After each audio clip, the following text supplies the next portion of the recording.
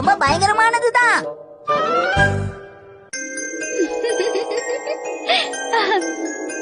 அழகை காட்டும் கண்ணாடியே எனக்கு பதில் சொல்லு. இந்த உலகத்திலேயே ரொம்ப அழகான பெண் யாருன்னு சொல்லு. யாரு ரொம்ப அழகானவங்களா?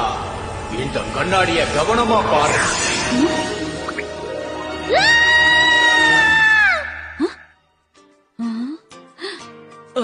நிஜமாவா?